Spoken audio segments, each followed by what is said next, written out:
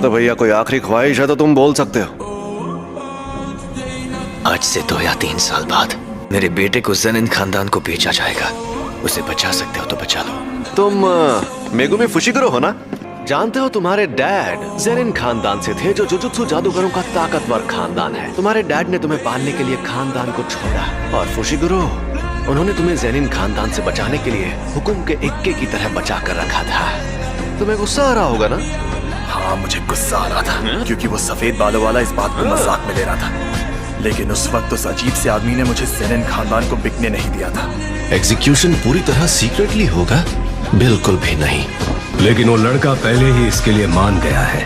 वो under as है, सिर्फ 16 साल का बच्चा, और हमें ये नहीं पता कि और कितने लोग उसके श्राप का शिकार हुए हैं। अभी तक 3 ग्रेड 2 सॉर्सरर्स और 1 ग्रेड 1 सॉर्सरर घायल हो चुके हैं, और इसीलिए तुम मुझसे बात कर रहे हो।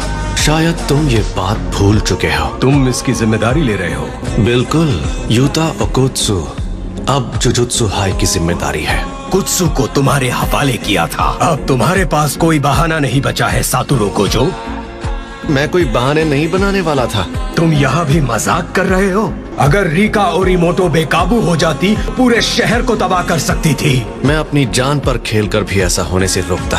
उसे कुछ वक्त के लिए छोड़ दो, देखते हैं क्या होता है। भूलो मत, यूता ओकुत्सु की सजा बस थोड़े समय के लिए खारिज हुई है। और तुम ये बात मत भूलना कि यूता ओकोत्सु के सर पर मेरा हाथ है। सच में ये स्कूल डायरेक्टर्स नीम चढ़े करेले हैं। मुझे ध्यान रखना होगा कि मैं इनकी तरह ना बनूं।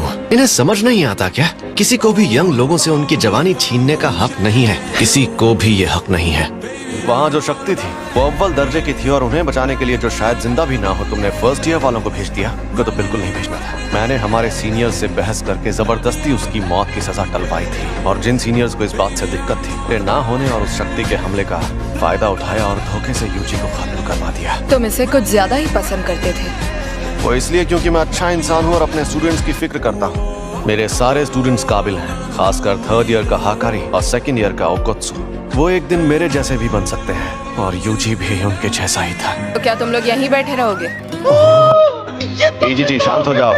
UG welcome back. क्या आपको अभी भी यूजी से नफरत है? बात पसंद या नफरत करने की नहीं है। जुजुत्सु के कानून के मुताबिक यूजी को जिंदा नहीं रहना चाहिए। वो सिर्फ गोजो की बेवकूफी की वजह से जिंदा है।